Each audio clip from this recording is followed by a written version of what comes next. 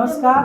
India के top leading magazine से express के इस डिजिटल प्लेटफॉर्म पर आप सभी का स्वागत है। और हमारे साथ हैं वह कांग्रेस के वरिष्ठ नेता और पूर्व मुख्यमंत्री उत्तराखंड हरीश रावत जी। बागेश्वर उपचुनाव अपने अंतिम चरण में है, प्रचार के 24 घंटे का समय बचा हुआ है और लगातार आप एक हफ्ते से यहाँ पर कैंप कर रहे हैं और प्रचार कर रहे हैं। किस तरीके से इस चुनाव को आप देखते हैं? बागेश्वर के लोगों ने परिवर्तन का मन बना लिया। कांग्रेस पार्टी ने जिस क्षण बसंत कुमार को अपना उम्मीदवार घोषित किया, लोगों की धारणा बन गई कि अब 1-to-1 इलेक्शन होगा। और बागेश्वर में जब भी सीधी लड़ाई कांग्रेस और भाजपा में हुई है तो कांग्रेस विजयी रही है। इससे पहले त्रिकोणात्मक लड़ाई में वोट भाजपा के विरोध में पड़े ज़्यादा, लेकिन बढ़ गए और इसलिए भाजपा बाय डिफ़ॉल्ट जीत जा रही थी।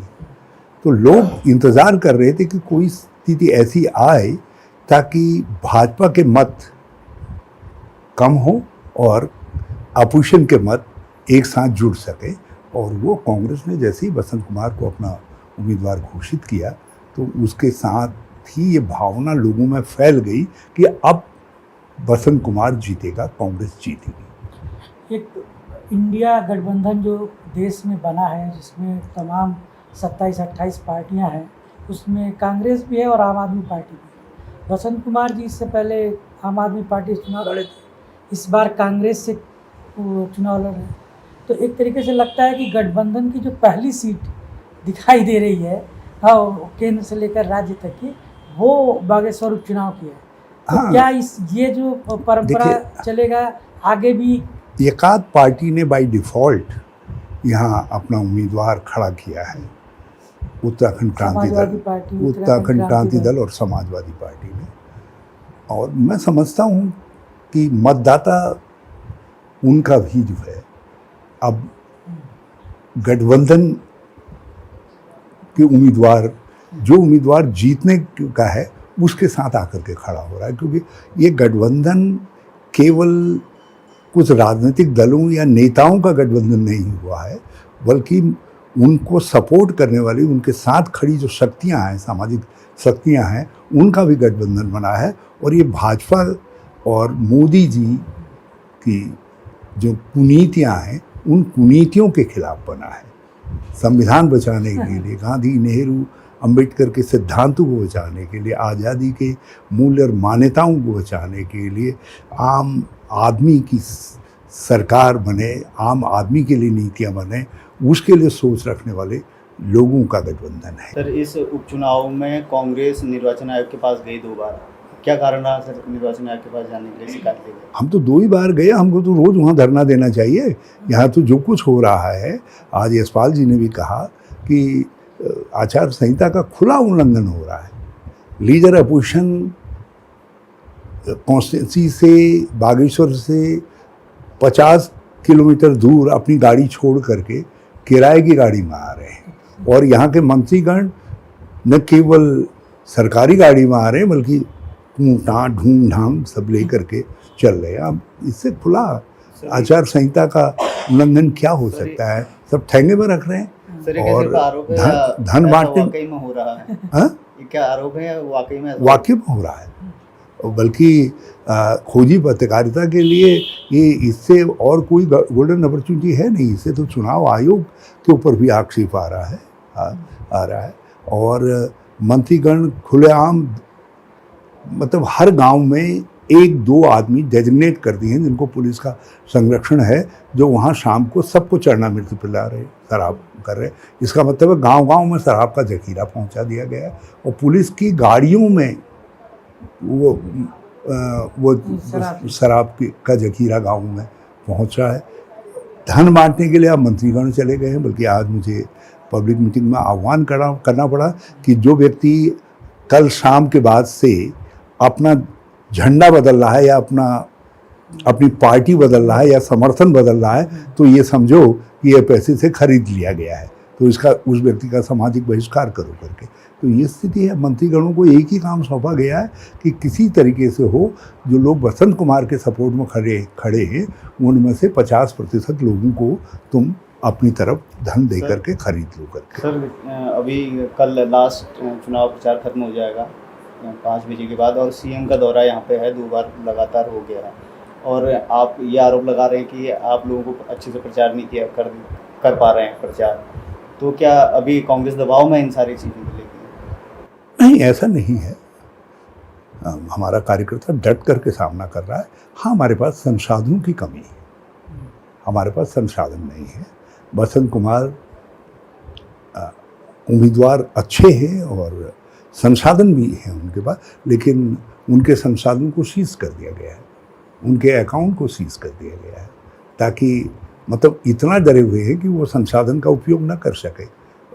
उनके खड़िया की माइन से जो मटेरियल निकला हुआ है उसके ऊपर खनन विभाग बैठा हुआ है, उनको उसके सेल इत्यादि नहीं करने दे रहा है। तो ताकि बसंत कुमार की पॉपुलैरिटी प्लस साधन प्लस कांग्रेस मिल करके चुनाव में जीत पाए, ये पूरी सरकार की शक्ति लगी हुई है, और उस शक्ति में कहीं कुछ कमी दिखाई दी है लगता है।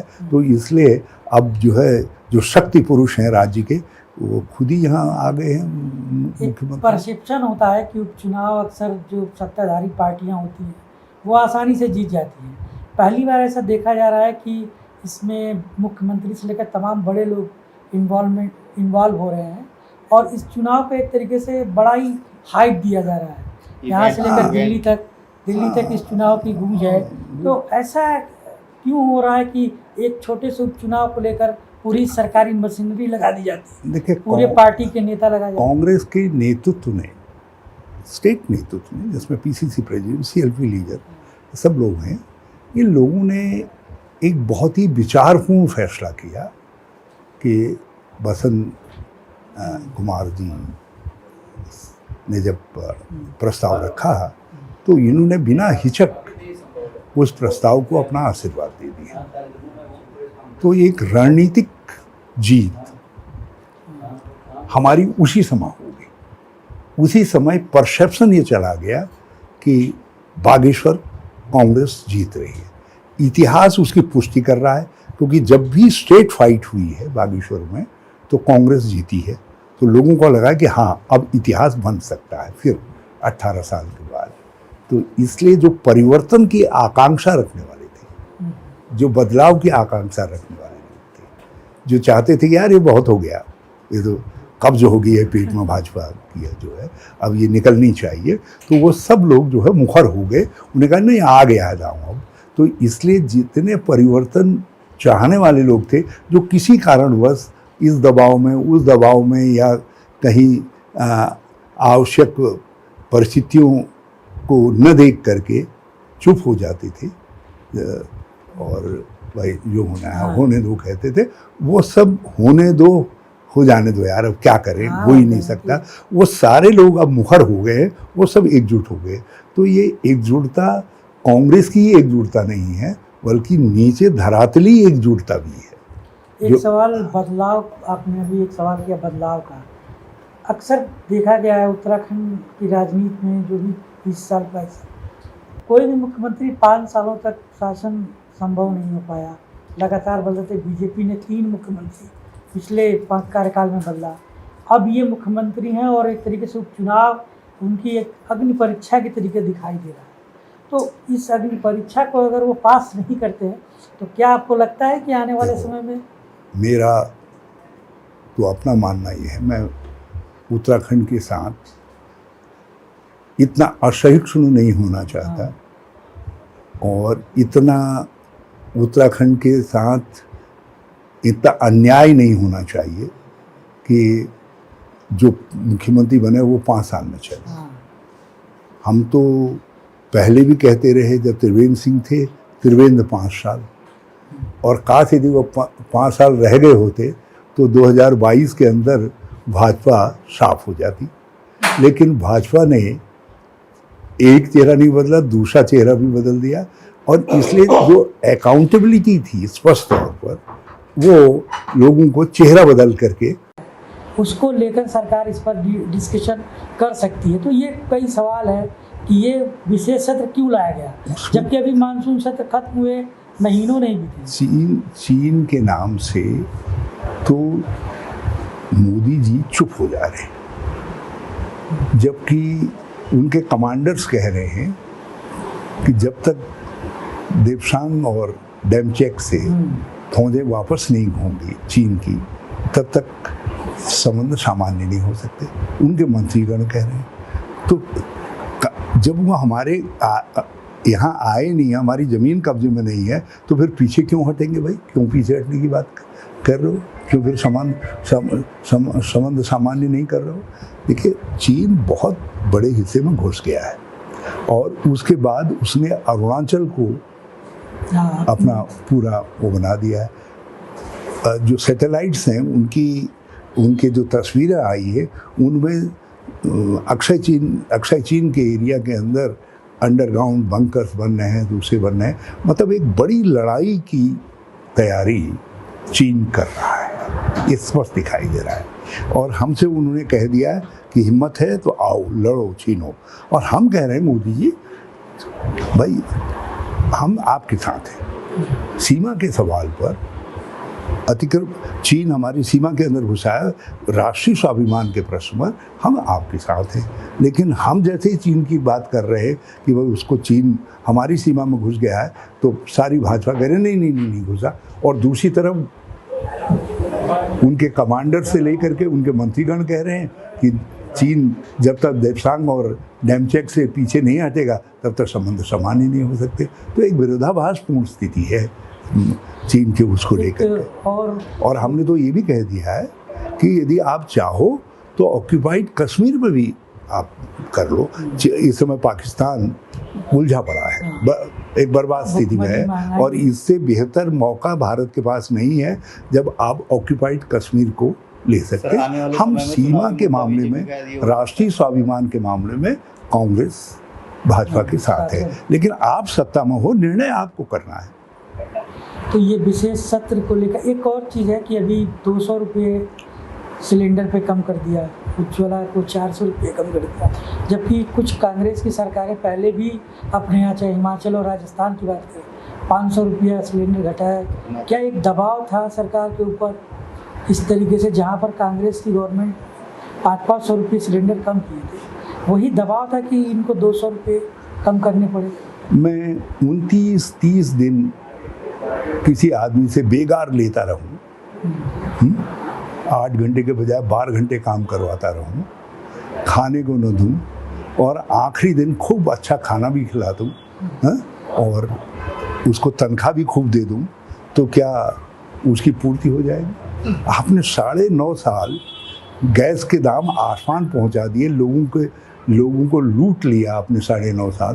पेट्रोल डीजल में आपने लूट लिया, दूसरी महंगाई में आपने लूट लिया, गैस तेल में लूट लिया, दालों में लूट लिया। कोई चीज़ है जिसमें लूटा नहीं है। और अब चुनाव आते देख करके यदि आप 200 रुपया घटा दे रहे तो, और लोग समझ रहे हैं कि भाई ये तो राहत दे दी, तो फिर लोग बड़े मुगालते में हैं।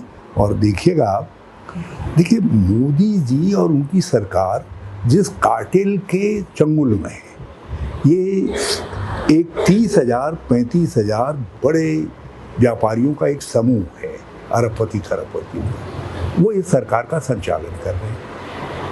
ये सरकार उनका इन्वेस्टमेंट है और ये उनको कमाई कर रहे हैं। यदि तेल के दाम नहीं बढ़ेंगे, डीजल पेट्रोल के दाम नहीं बढ़ेंगे, तो ये जो पंप खुल रहे हैं, आप देख रहे हैं नए पंप सब जगह जो है, ये किनके पंप हैं? इनमें वही कार्टेल काम कर रहा है। एक अंबानी जी का है, एक अडानी जी का है। उनके धड़ाधड़ पेट्रोल भी पंप भी खुल रहे हैं।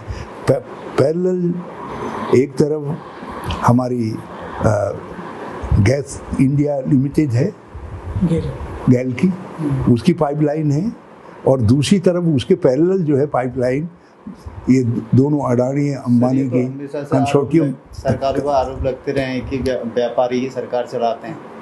पहले भी देखिए पहले व्यापारी जो है सरकार चलाते नहीं थे, बल्कि सरकार व्यापारियों को चलाती थी। आज व्यापारी सरकार को चला रहे हैं। ये अंतर है।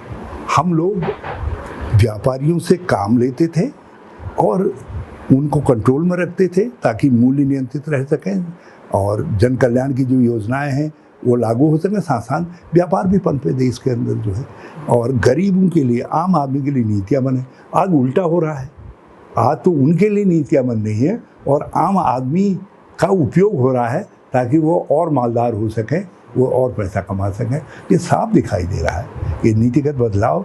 इसीलिए हम कहते हैं कि ये आम देश के आम आदमी बनाम 30,000 40,000 बड़े पूंजीपति लेड बाय श्री अडानी अंबानी के नेतृत्व में, बल्कि हमको तो कभी कभी लगता है कि मोदी जी उनका मुखौटा तो नहीं है। एक बात और इससे आती है कि जब इस बार मोदी जी लाल किले से अपना भाषण दे रहे थे तो उन्होंने कहा कि हमको तीसरे टर्म में हम तीसरी अर्थव्यवस्था देश की बना देंगे, 5 ट्रिलियन इकोनॉमी हो जाएगी। अगर हम 5 ट्रिलियन इकोनॉमी की तरफ जाने की बात करते हैं तो हमें नए उद्योग, स्टार्टअप और तमाम बड़े उद्योगों की ज़रूरत तो पड़ेगी। बगैर इसके तो हम अपनी इनकम बढ़ा नहीं सकते। और तीसरी अर्थव्यवस्था बनने के लिए ज़रूरी है कि निवेश आए, निवेश लगे कहीं से। तो अगर सरकार ये दिखाई देगी कि बिजनेस विरोधी है तो फिर ये निवेश कैसे है? देखिए 2004 में जब श्री मनमोहन सिंह जी प्रधानमंत्री बने तो देश की अर्थव्यवस्था 1.25 ट्रिलियन डॉलर की थी।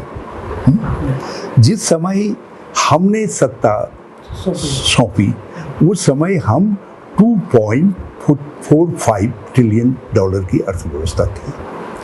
आज 10 साल होने को आ रहे हैं, तो होना तो ये चाहिए था कि यदि हमारे 10 साल के अंदर हम दुगनी कर गए अर्थव्यवस्था को, तो इनको भी दुगना कर देना चाहिए था।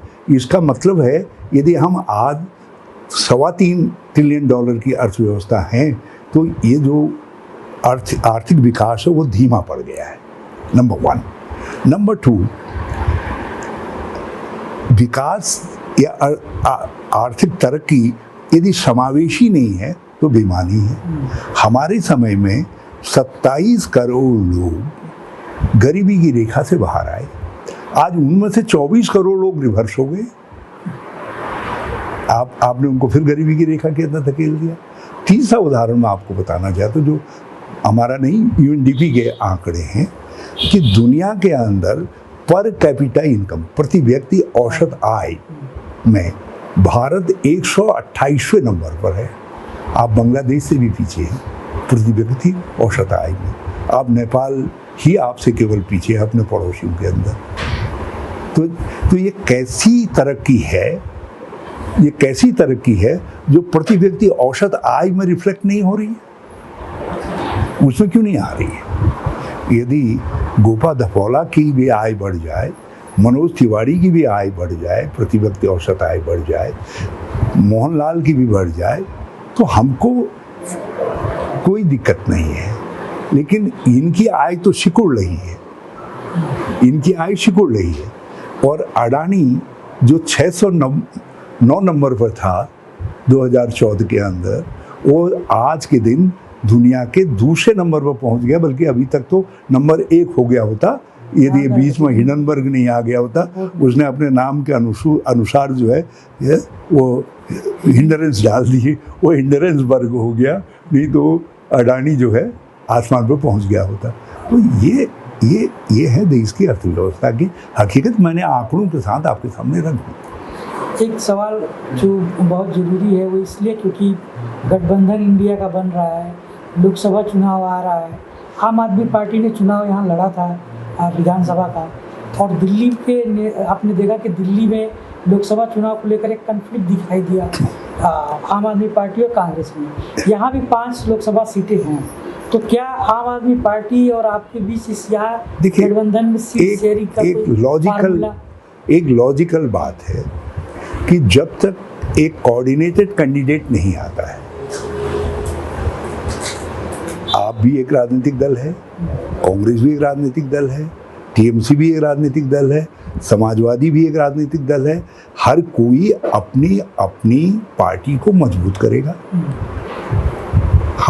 हम उन पार्टियों के साथ, अलायंस की पार्टियों से ये तो नहीं कह सकते कि भाई साहब आप अपने को मजबूत न करिए। यदि आप दिल्ली के अंदर अपने को मजबूत कर रही है तो कोई दिक्कत नहीं है। हमारी पार्टी के नेता यदि अपने को मजबूत कर रहे हैं बूथ लेवल पर और जिला लेवल पर तो कोई अर्ज नहीं है। हाँ, जब इंडिया का लीडरशिप तय कर देगा कि उम्मीदवार कौन है तो फिर उस दिन हम 7 की 7 सीटों पर दावा नहीं करेंगे। उस दिन जो है, जो लीडरशिप का आदेश होगा उसका पालन करेंगे, और उधर केजरीवाल का जो आदेश होगा उसका पालन करेंगे। केजरीवाल या ममता या टीएमसी किसी ये वो करेंगे जो इंडिया की कोऑर्डिनेशन कमेटी तय करने का काम करेगी। तो इसलिए अभी तक जब तक सारे उम्मीदवार तय नहीं हुए तो राजनीतिक दल अपने को जो है, जो मर्ज नहीं कर रहे हैं, जो अलायंस बना रहे हैं, वो अपने को मजबूत करेंगे। वो स्वाभाविक सी प्रक्रिया है। आप पॉलिटिकल एक्टिविटीज़ को थोड़ी रोक सकते हैं। हम ये तो नहीं कह सकते कि साहब हम एक के खिलाफ एक लड़ेंगे और तब तक जो है सब हाथ में हाथ रख करके बैठ जाओ। हमारी तरफ देखे रहो कि मुंबई में क्या होगा, अब दिल्ली में क्या होगा। तो सब राजनीतिक दल अपनी गतिविधियाँ करेंगे। सर, जो अभी आप एक नारा लेके चल रहे हैं कि नफरत के बाजार में मोहब्बत की दुकान खोल रहे हैं, वो चल रही है सर? हाँ, वो तो अब तो हमारी मोहब्बत की दुकान की अमेरिका में भी मांग हो गई है, अब तो यूरोप में भी मांग हो गई है। अब तो कई लोग कह रहे हैं कि भाई साहब रूस की तरफ भी दिखाओ ये मोहब्बत की दुकान को, जो है शायद हो सकता है रूस और यूक्रेन के बीच में भी मोहब्बत की दुकान का फॉर्मूला देना पड़ेगा। ये तो दुनिया के अंदर जो एक इस समय दुनिया बड़ी कन्फ्लिक्टिंग दुनिया हो गई है। हर तरफ उष्णता है, उग्रता है। भारत के अंदर ऐसा लग रहा है जैसे भारत का स्वभाव उग्र हो गया है, एक दूसरे से लड़ रहा है। रोड रेज की घटनाएं ज़्यादा, हाँ, रोड रेज की घटनाएं ज़्यादा हो रही है, नफरत की बातें ज़्यादा हो रही हैं, असहिष्णुता की बातें ज़्यादा हो रही है। हम तो राहुल गांधी जी को बहुत धन्यवाद देना चाहते हैं। कितने सीधे शब्दों में उन्होंने कहा कि मैं इस नफरत के बाज़ार में मोहब्बत की दुकान लिए चल रहा हूँ करके। और आज यदि मोदी जी को रात को सपने में भी कोई चीज़ नज़र आ रही है तो मोहब्बत की दुकान नज़र आ रही है। सर, मैं एक सवाल पूछना चाहता हूँ सर, एज ए जर्नलिस्ट भी पूछना चाहता हूँ, और जनता का भी एक सवाल रहता है हमेशा, और देखा भी गया है जब चुनाव आते हैं सर, माहौल पैनिक सा होता है। ये कब तक चलेगा? ये हमारे समय में नहीं होता था। हमारे समय में लोकतंत्र का उत्साह दिखाई देता था। इनके समय में पैनिक है। हर कोई मुझसे, आज ही मुझसे 3 लोगों ने कह दिया कि साहब वो जीत तो रहे हो, कहीं ईवीएम में तो गड़बड़ नहीं हो जाएगी। हर आदमी डरा हुआ है। क्या कांग्रेस? हर आदमी डरा हुआ है। लोग कह रहे हैं कि गठबंधन बना रहे हो, ये ईवीएम का क्या होगा? हाँ, एक आशंका है लोगों को, इनके धन शक्ति पर आशंका है। इनके हर कदम पर, देश में ये पहले प्रधानमंत्री हैं जिनके हर कदम पर लोग संदेह करते हैं। तो आप प्रधानमंत्री हो सकते हैं, मगर आप जब तक अपने साथ विश्वास नहीं पैदा करेंगे, तो मोदी जी ने विश्वास को तोड़ दिया है। उन्होंने विश्वास को चकनाचूर कर दिया है। और लोग, हमने विश्वास बढ़ा के रखा है। यदि विश्वास बढ़ा करके रखा होता तो फिर हमको ये मोहब्बत की दुकान की जरूरत क्यों पड़ती है? ये सोच क्यों? राहुल गांधी जी कन्याकुमारी से लेकर के कश्मीर तक चले। आप अंदाज लगाइए कि जिस कश्मीर के अंदर आप बुलेट प्रूफ गाड़ी और जैकेट के अलावा जा नहीं सकते थे, वो एक टी-शर्ट और पैंट पहन करके घूमे। और जब उनसे मिलने आए नौजवानों से, उन्होंने कहा कि मैं तो ये डराया जा रहा था मुझको कि आपकी छाती को छलनी कर दिया जाएगा, मैंने कुछ नहीं अंदर लगा रखा है। लेकिन आपने, मैं वही कह रहा हूँ, आप ऐसा आपने ऐसा क्या बदलाव आया, क्या देखा? उन्होंने कहा आप हमारे पास विश्वास की धारणा लेकर के आए, आपने विश्वास किया है हम पर कि कश्मीर में मैं जाऊँगा, मेरे अपने हैं, वो मुझको छलेंगे नहीं, मुझको मारेंगे नहीं। तो आप जब विश्वास लेकर के आए हैं तो हम आपको विश्वास दे रहे हैं। अब रहा सवाल राहुल गांधी जी के लाल चौक में झंडा फहराने से पहले मोदी जी ने भी झंडा फहराया था, लेकिन उन्होंने बख्तरबंद गाड़ी के अंदर जाकर के मोदी और बुलेट प्रूफ जैकेट के अंदर फहराया था। उन्होंने जहाँ से एड्रेस किया था वो उसके आगे सारे शीशे की चीज़ें लगी हुई थी और सारा आसमान शील्ड था। और राहुल गांधी जब बोले थे तो सब चीज़ खुली हुई थी, यहाँ तक कि आसमान भी खुला हुआ था, खूब जम करके बर्फबारी हो रही थी। तो ये अंतर पैदा हुआ। लगाते हैं कि जब हमने धारा 370 हटाई उसी के बाद ही हुआ है, इतना आसान हो पाया कश्मीर में जाना। कांग्रेस के प्रवक्ता प्रेस कॉन्फ्रेंस करके ये बातें बोलते। तो आप डर क्यों नहीं, वहाँ चुनाव क्यों नहीं करवा रहे? यदि आपको ऐसा जादू का मंत्र मिल गया है तो आप वहाँ चुनाव करवा दीजिए। आप लद्दाख में तो कुछ चुनाव करवा रहे हैं ताकि जवाब दिया जा सके, तो आप जम्मू कश्मीर में चुनाव क्यों नहीं करवा दे रहे? कश्मीर घाटी में चुनाव करवा दो, सुप्रीम कोर्ट है आप अपने आप जवाब मिल जाएगा कि हम सही हैं या तुम सही हो। अब आखिरी सवाल फिर से हम चाहेंगे कि बागेश्वर के उपचुनाव से ही हो, क्योंकि अब बहुत ही कम समय है बागेश्वर उपचुनाव लेकर। इस उपचुनाव की गंभीरता इससे देखी जा रही है कि तमाम बड़े मंत्री भी लगे हुए हैं बीजेपी की तरफ से, और ये जीत आपको एक नई ऊर्जा भी दे सकती है। इसके बाद लोकसभा है, तो इस चुनाव को लेकर क्या अब आखिरी क्या राय देना चाहेंगे जनता को? देखिए, बागेश्वर ने सत्ता के घमंड को चूर करने का फैसला कर लिया है। बल्कि हरीश रावत, यशपाल आर्या, कुंजवाल, गोदियाल, नौटियाल, सब हम लोग जो है अब केवल निमित्त मात्र हैं। हम अपना अभी रोल प्ले करके जा रहे हैं। इनके कितने ही मंत्रीगण आ जाएं, कितनी ही सत्ता आ जाए, धामी जी यहाँ पूरी सरकार लेकर के भी आ जाते हैं, तो अब पराजय बागेश्वर के चुनाव में भाजपा के लिए लिख दी गई है। सर, क्या आप तो सही से मॉनिटर कर पा रहे इस चुनाव में? आपकी पार्टी के सही से मॉनिटरिंग कर रहे हैं? ये मतलब आरोप लगता है ईवीएम बदल गए या कोई ऐसा धांधली हो गई। अब वो तो सर मॉनिटरिंग का सिस्टम है। ये जनता में जो बदलाव आता है ना, तो उस बदलाव का फिर मुकाबला बड़ा कठिन हो जाता है। ये ईवीएम से 5-7 हज़ार वोटों को गड़बड़ करेंगे ज़्यादा से ज़्यादा, तो वो जो है जनता पूरी कर दी है। जनता ने ठान ली है। और मैंने पहली बार बहुत लंबे समय बाद कांग्रेस के लिए ऐसा उत्साहपूर्ण वातावरण देखा है।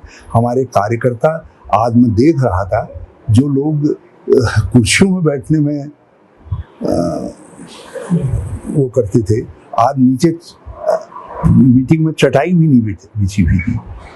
परसों बाजार में दुनिया भर के लोग चलते हैं, गंदगी होती है, लेकिन सारी महिलाएं, पुरुष जो है उसमें बैठे हुए थे। नेतागणों ने, किसी ने वो नहीं किया।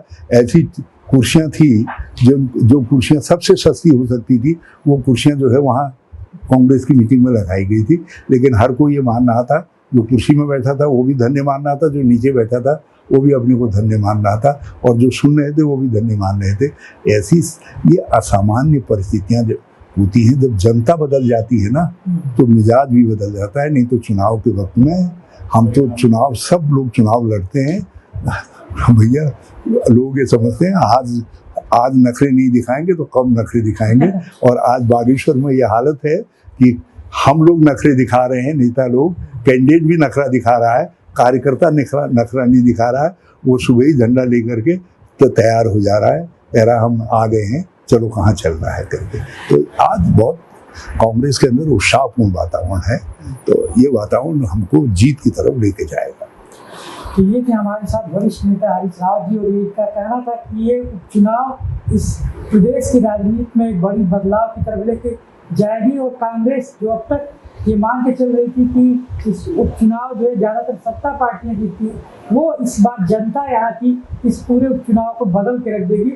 और यही कारण है कि लगातार उत्साह देखा जा रहा है कार्यकर्ताओं में भी और पार्टी के शीर्ष नेताओं में भी। धन्यवाद आपका, अपने इतना बहुमूल्य समय दिया हम लोगों को।